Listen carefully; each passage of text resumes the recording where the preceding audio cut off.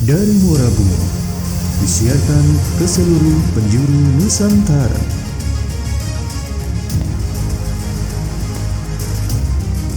Inilah Meja Kopi. Assalamualaikum warahmatullahi wabarakatuh. Hai Sobat Cerdas KPPN Muara Bungo, jumpa lagi dengan kami di Meja Kopi KPPN Muara Bungo tahun 2022 edisi terbaru. Studio baru, musik baru, Logo baru, apa yang lama? hostnya masih yang lama. Oke baik, hostnya masih tetap Masih yang yang lama. lama. Demi terus menjaga semangat perbaikan, selama ini Meja Kopi edisi live ya. Di tahun 2022 ini ada yang baru, yaitu Meja Kopi edisi podcast. Oke, berarti ini adalah edisi perdana podcast. Ya, yang perdana ini tayang. luar biasa sekali. Terus kita mau bahas apa? Nah, karena ini perdana, kita akan berbicara tentang suatu hal yang dasar. Oke, apa basic sekali. Ya, kita akan berbicara tentang KPPN. Oh, KPPN. apa itu KPPN? Nah. Apa itu? Ya, kita tahu Pak Firman bahwa selama ini juga memang masyarakat luas kurang begitu tahu apa itu KPPN. Oh iya? Ya, terus apa aja sih tugas-tugas KPPN kan seperti Ya, itu ya. betul. Ya, jadi memang betul kita juga perlu jelasin dulu nih KPPN ini kepada masyarakat. Lantas pertanyaan saya adalah narasumbernya siapa? Nah, ini dia narasumbernya, langsung kita undang yang paling pas dan yang paling mengetahui tentang KPPN. Oh, tahu saya itu. Kalau itu arahnya saya tahu. Siap. Jadi yang paling pas adalah beliau. Ya, mari kita undang sama-sama Ibu Raini Rahmania, Kepala KPPN Muara Bungo. Yeay. Nah, ini dia Bu Raini Rahmania. Apa kabar Ibu? Terima kasih Ibu sudah bisa hadir bersama kami di sela-sela kesibukan yang luar biasa. Ibu bisa hadir di podcast kita yang perdana ini. Iya. Terima kasih ya, alhamdulillah perdana di tahun 2022. Sepanjang tahun 2021 sudah tayang ya, tapi saya baru pertama ini jadi narsum utama. Ya, itu memang disengaja Ibu. Ya, dikeluarkan di podcast yang terbaik ya. Ngomong-ngomong nih batiknya keren sekali nih. Iya Ibu, ini batik bungo motif tanduk uso dari UMKM kita. Iya. Oke. Nah, sehat Ibu? Alhamdulillah. Nih, nah Bu, kita mau ngobrol-ngobrol santai nih Ya. tentang KPPN. Ya. Nah, karena Sobat Cerdas KPPN Muara Bungo di seluruh Indonesia, netizen di seantero dunia ingin tahu apa sih itu KPPN, Bu? Iya. Nah, bisa dijelaskan kira-kira? Ya, jadi KPPN itu adalah singkatan dari Kantor Pelayanan Perbendaharaan Negara yang merupakan instansi vertikal dari Direktorat Jenderal Perbendaharaan Kementerian Keuangan. Nah, KPPN Muara Bungo ini berada di Kanwil Ditjen Perbendaharaan Provinsi Jambi. Oh, di Jambi ya. Aku boleh ceritakan Iya. tugas pokok KPPN itu apa? Pada pokoknya itu ada 3, yaitu yang pertama melaksanakan kewenangan perbendaharaan selaku kuasa bun negara di daerah. Di daerah Bu ya. Yang kedua adalah bertanggung jawab dalam penyaluran pembiayaan atas beban anggaran yaitu APBN. Yang ketiga adalah melakukan penatausahaan penerimaan yaitu pajak, PNBP dan juga hibah. Oh, siap. Jadi dari tugas pokok yang kesemuanya terkait keuangan negara ini, Bu, berapa banyak alokasi BBN yang dikelola? Ya, untuk tahun 2022 ini dana yang diamanahkan ke KPPN Muara Bungo sekitar 845 miliar. Terdiri dari untuk belanja pemerintah pusat sebesar 337 miliar dan alokasi ke daerah ya transfer TKDD itu sebesar 507 miliar. Nah, jadi kalau kita lihat di sini porsi untuk pemerintah daerah sekitar 60%-nya. Besar juga ya untuk ke daerah ya yang disalurkan oleh KPPN. Dengan nominal yang nyaris 1 M ini Bu. 1 T. 1 triliun ini Bu. Ya. Itu satkernya yang dilayani ada berapa? Satkernya yang jelas berarti 2 pemerintah daerah, Pemda Bungo dan Pemda Tebo, dan 53 instansi vertikal. Nah, jadi dengan semua tanggung jawab yang ada, personil KPPN Muara Bungo untuk menjalankan yang Ibu sampaikan tadi itu berapa? Cukup minimalis. Minimalis ya? Cuma 16 pegawai termasuk sedikit saya. sekali Bu ya? 16 beserta pejabat. Iya. Itu bagaimana uraiannya Bu? Jadi ada terdiri dari 3 seksi dan 1 kasubag. 2 pejabat fungsional yaitu PTPN dan dibantu 9 pelaksana dan dibantu oleh 6 PNPN. Oh gitu, baik. Terkait dengan seksi nih, seksi dan subag apa aja sih Bu? Yaitu pertama subag umum ya, kasubag umum itu jelas adalah sebagai supporting system, supporting unitnya yang bertugas dalam pelayanan internal. Ya, pelayanan internal ya KPPN. Kemudian seksi pencairan dana dan manajemen satker yang disingkat PDMS. Itu bertugas untuk melakukan pelayanan dalam pencairan dana APBN, melakukan penelitian kelengkapan dokumen-dokumen yang diajukan oleh satuan kerja. Kemudian dan juga melakukan pembinaan kepada satuan kerja instansi vertikal. Yang kedua adalah seksi bank. Nah, ini berbeda dengan seksi PDMS. Kalau seksi PDMS adalah bagian depan. Nah, kalau seksi bank adalah di bagian belakang. Jadi kalau seksi bank tidak menyetujui, otomatis tidak akan terbayar, tidak tersalurkan, berarti tidak sampai. Kedua seksi ini dalam satu rangkaian penyaluran anggaran. Penyaluran anggaran, ya. Nah, selain itu juga seksi bank bertanggung jawab dalam kelancaran penyaluran dana transfer ke daerah dan juga melakukan monitoring UMI. Dan seksi terakhir adalah seksi verifikasi, akuntansi dan kepatuhan internal yang disingkat adalah VERAKI. Sebagaimana supaya laporan keuangan KPPN selaku kuasa BUN itu akurat, transparan dan berkualitas. Berarti seksi VERAKI menyusun laporan keuangan. Iya. Ya. Baik. Nah, dengan tanggung jawab yang demikian besar Bu, dari dana yang hampir 1 triliun, terus personil hanya 16 orang. Nah, ini bagaimana strategi KPPN dalam melayani stakeholder-nya nih Bu? Nah, iya. Jadi di sini tentu kalau dilihat dengan 2 kabupaten yang begitu luas, ya. Betul. Dengan 53 satuan kerja. Ini saya jadi ingat ada mitra kerja kita bertanya gitu kan. Tapi yang kebetulan bukan orang yang sehari-harinya ke KPPN, jadi nggak kenal gitu kan. Berapa orang sih pegawai di sini? 16. Berapa kabupaten? 2 kabupaten, nanya gitu. Kami aja katanya gitu, 1 kabupaten sampai ke kecamatan, katanya gitu. Nah, ini cuma 16 untuk 2 kabupaten. Nah, kita bekerja walaupun dengan pegawai yang minimalis, tapi kita dibantu, disupport oleh digitalisasi. Di sini kami bekerja pun dilandasi dengan 5 nilai-nilai Kementerian Keuangan, yaitu integritas, profesionalisme, sinergi, pelayanan, dan tentu adalah kesempurnaan. Dan juga kami selalu disemangati oleh moto jargon Dirjen Perbendaharaan. Nah, apa itu? Yaitu handal, harmonis, amanah, digital, akuntabel, dan loyal. Dan tentu juga jargonnya KPPN Muara Bungo. Adalah ada lokal juga nih ya. Adalah cerdas. Cerdas. Ya, cerdas itu adalah cakap, efektif, ramah, daya guna, akuntabel, dan sinergi. Baik Ibu, dengan kerja keras sedemikian rupa tentu kami juga yakin bahwa KPPN juga pasti mendapatkan reward atau prestasi. Prestasi-prestasi apa saja Bu yang sudah diraih oleh KPPN Muara Bungo? Ya, alhamdulillah sudah banyak prestasi-prestasi yang diraih oleh KPPN Muara Bungo, baik secara organisasi maupun individu, baik di tingkat level provinsi maupun level nasional. Nah, selama saya bertugas di sini ada beberapa prestasi tingkat nasional yang kita raih, gitu ya. Pertama di tahun 2020 KPPN Muara Bungo meraih peringkat pertama kinerja pelaksanaan anggaran tahun 2019.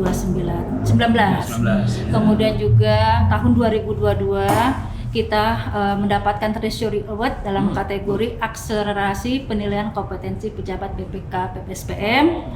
Kemudian kita mendapatkan juga ISO sertifikat ISO 9001/2015. Standar pelayanan internasional. Dan yang raihan yang paling membanggakan yaitu di tahun 2019 dengan penuh perjuangan KPPN Muara Bungo, saya mewakili KPPN Muara Bungo diundang ke Jakarta menerima piagam penghargaan dari Pak Menpan Pak Cahyokumolo.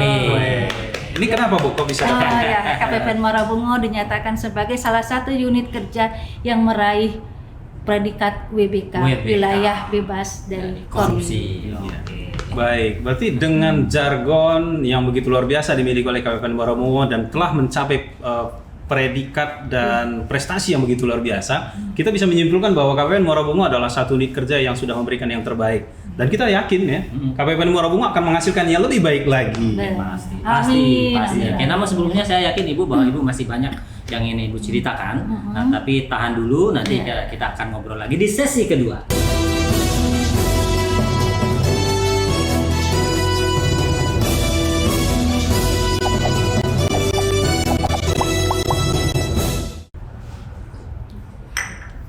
Kembali di Meja Kopi edisi podcast. Sobat Cerdas KPPN, saat ini sedang hangat-hangatnya Indonesia menjadi presidensi G20, di mana Kementerian Keuangan bersama dengan BI memimpin agenda jalur keuangan. Nah, presidensi G20 adalah posisi di mana sebuah negara menjadi tuan rumah penyelenggaraan pertemuan G20. Baik, dan spesialnya lagi, ini pertama kalinya Indonesia memegang presidensi G20 ini, yang merupakan satu-satunya wakil dari ASEAN. Tema presidensi G20 kali ini adalah pulih bersama dan lebih kuat atau Recover Together, Recover Stronger. Iya. Untuk itu mari kita lihat video G20 berikut ini.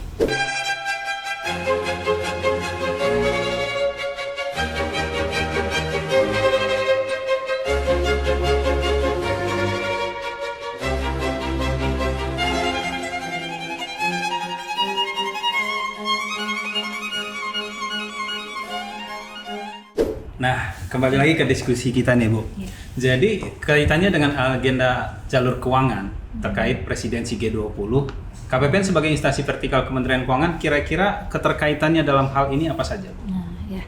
Tadi seperti kita saksikan di video tadi, dari 8 agenda jalur keuangan di presidensi G20 ini, ada 2 jalur keuangan yang terkait dengan tupoksinya KPPN. Oh, langsung terkait dengan KPPN, Bu ya? Iya. Yang pertama adalah mengatasi scaring efek, yaitu luka ekonomi akibat pandemi. Nah, di sini KPPN berperan dalam penanganan pandemi COVID-19, di mana ada alokasi anggaran yang disalurkan baik dalam belanja pemerintah pusat maupun dalam TKDD. Oh, berarti melalui KPPN ada penyaluran dana terkait hal tersebut. Nah, salah satu contohnya adalah tentu kita penanganan pandemi COVID ini, misalnya contoh vaksinasi. Oke, siap. Ya kemudian juga pembelian peralatan sarana dan prasarana kayak masker dan lain sebagainya. Dan juga yang pernah heboh itu adalah tunjangan insentif untuk para nakes. Oh, tenaga kesehatan ya, betul. Itu yang pertama, Bu ya. Nah, yang kedua adalah terkait inklusi keuangan. Yang terkait adalah khususnya di bagian digitalisasi dan UMKM. Oh iya.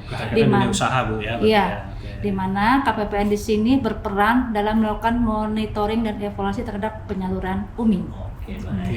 Nah, terkait TKDD, Bu, bisa dijelaskan TKDD itu apa sih dan bagaimana gitu? TKDD singkat adalah transfer ke daerah dan dana desa. Nah, di sini adalah bagian dari belanja negara yang dialokasikan dalam anggaran pendapatan dan belanja negara kepada daerah dan desa dalam rangka mendanai pelaksanaan urusan yang telah diserahkan kepada daerah dan desa. Jadi TKDD ini ada yang ke daerah dan ke desa ya? Iya, betul. Nah, ya kalau untuk daerah yaitu berbentuk dak fisik dan fisik, yaitu salurkan melalui para OPD, organisasi perangkat daerah, Bu ya. Sedangkan kalau ke desa itu dalam bentuk dana desa dan BLT desa. Nah, ini untuk 2 kabupaten ini Bumo dan Tebo ya. Iya, Bumo dan Tebo itu ada sekitar 248 desa. Yang mendapatkan dana desa. Itu termasuk adalah BLT desanya, dana desa non BLT, dan termasuk juga NMAK sebesar 8% untuk penanganan pandemi COVID-19. Dan juga di tahun 2022 ini KPPN Muarabungo juga mendapatkan amanah untuk menyalurkan dana BOS kepada 622 sekolah. Dana BOS ya, bantuan operasional sekolah di Kabupaten bungo dan tebo. Dan sampai Februari ini sudah tersalurkan sekitar 28 miliar. Februari saja. Iya, 28 miliar. Iya. Oke, wah banyak sekali ya pihak-pihak yang terkait di Iya. sini, Bu ya. Nah, total dana yang disalurkan berapa ya, Bu, untuk penyaluran TKDD ini? Ya, penyalurannya dari alokasi APBN itu untuk TKDD ini sekitar 507 miliar, terbagi dua, yaitu untuk dak fisiknya sebesar 294 miliar ya, dak fisik dan non fisik ya. Dan untuk dana desanya sekitar 212 miliar. 212 miliar Iya. ya. Itu termasuk BLT, non BLT Iya, dan penanganan COVID-19 ya. Emak, Luar biasa. 8%. Ya. Terkait dana desa itu, apa saja sih tanggung jawab KPPN? Ya, jadi KPPN di sini bertanggung jawab untuk menyalurkan ya, menyampaikan dana desa itu langsung ya melalui sistem SPAN ya. Setelah memenuhi persyaratannya yang diajukan oleh Pemda, kemudian dilakukan penelitian oleh KPPN lengkap, kemudian benar ya. Baru dilakukan penyaluran itu langsung dari rekening kas umum negara ke rekening kas desa. Kas Jadi desa. tidak ada mampir-mampir Baik. dulu. Jadi langsung ke desa, Bu Iya, ya. langsung ke Oke. desanya supaya bisa langsung dirasakan manfaatnya oleh masyarakat desa. Iya, iya. Nah, tadi terkait Ibu ada sedikit menyebut tentang UMI nih, Bu ya. Oh iya, Nah, di Umi. sini, Ya, bukan Abi ya. Bukan Nabi ya, UMI ya. Jadi terkait monitoring pembiayaan UMI, Bu. Mungkin bisa dijelaskan pembiayaan UMI itu apa saja, Bu? UMI ini adalah program pemerintah yang ditujukan bagi para pelaku usaha yang berada pada lapisan terbawah pada kategori usaha mikro atau disebut juga usaha dengan mikro usaha ya. ultra mikro. Jadi di sini diberikan dana sampai dengan 10 juta. Jadi ini bisa para pedagang-pedagang kaki lima ya seperti penjual gorengan, penjual kebab gitu kan, yang di ini gitu kan. Iya. Nah, itu bisa mengajukan Jadi mereka UMI. mendapatkan ya tenaga bantuan modal seperti itu. Iya. Bu. Seperti itu. Terkait dengan wewenang dengan UMI ini seperti apa Nah, di KPPN? sini KPPN mendapatkan wewenang untuk melakukan MONEF ya, penyaluran pembiayaan UMI ini di wilayah Kabupaten Bungo dan Tebo untuk melihat seberapa besar dampak pembiayaan UMI ini di masyarakat. Berarti KPPN langsung turun juga ke para pelaku usaha ini, Iya, Bu ya, betul. untuk mengetahui dua hal tadi itu Iya, ya. betul. Oke. Mm-mm. Baik. Berarti KPPN pada akhirnya semakin diberikan peran ke daerah ya, Bu ya. Iya, betul. Jadi di sini mempunyai peran ke daerah bahkan sampai menyasar ke individu-individu seperti BLT Dana Desa dan MONEF UMI tadi gitu Oke. ya. Jadi dengan peran yang semakin vital nih, Bu. Mm. Apa harapan Ibu terkait KPPN ke depannya? Nah, ya tentunya ya harapan saya selain juga kita tetap sehat ya Ya. dalam masa pandemi ini juga kita mampu untuk mengemban amanah dengan baik ya, tentu saja adalah peran KPPN semakin dikenal ya dan Ya, diketahui oleh betul. masyarakat, dikenal kinerjanya dan dukungannya dalam keberhasilan pembangunan ekonomi daerah ya. Seiring sejalan juga peran KPPN selaku pengelola APBN yang mungkin sudah lebih dahulu diketahui oleh masyarakat. Baik. Oke, baik, ini sudah panjang lebar ya, Ya. tadi terkait dengan pembahasan dan KPPN ya, Pak. Iya nih, Wak. Iya. Jadi tidak salah nih ya, Ibu Raini Rahmania selaku Kepala KPPN Ya. Muara Bungo sebagai narasumber kita ya. Pada edisi perdana ini. Betul. Podcast perdana ya. Betul. Iya. Jadi penjelasan beliau memang tentang KPPN jelas dan gamblang ini. Jadi semoga saja sobat cerdas KPPN di seluruh Indonesia, netizen di seantero dunia gitu ya, itu tercerahkan dengan diskusi kita hari ini gitu ya. Oke, baik. Siap. Oke, baik Ibu. Terima kasih atas kehadirannya Iya, pada sama-sama. podcast perdana kita pada kesempatan kali ini. Ya, diskusi yang menarik ya untuk mengawali rangkaian sesi Masyarakat, Meja Kopi ya. selanjutnya, Bu ya. Iya. Oke, terus sekali lagi terima kasih Bu Iya. buat kehadirannya. Sama-sama juga saya mengucapkan terima kasih sudah diundang Siap. pertama kali sebagai narasumber utama di Meja Kopi edisi Yang podcast lain ini. belum pernah ya, Bu, Mbak? Iya. Nah, Siap, semoga Meja Kopi sebagai inovasi andalan KPPN Muara Bungo semakin sukses dalam memberikan layanan konsultasi bagi seluruh stakeholder kita. Tentunya Amin. dengan diskusi yang santun dan berisi. Amin. Ini sesuai tagline kita di Iya. Meja Kopi, Bu. Iya. Mari ngopi, mari diskusi. Jadi akhirnya kita sampai di penghujung acara. Gimana, Oke, Wak? siap. Edisi pertama ini bagaimana Begitu banyak penutupannya? yang sudah kita bahas. Siap. Oh iya, saya ada pantun. Nice. Oke, sebelum kita tutup, saya ada pantun. Baik, si Asi membawa Mat pergi ke dokter gigi. Cakep. Terima kasih, mohon maaf dan sampai jumpa lagi. Wassalamualaikum warahmatullahi wabarakatuh. Sampai jumpa di Meja Kopi berikutnya. Meja Kopi, Mari ngopi, mari diskusi.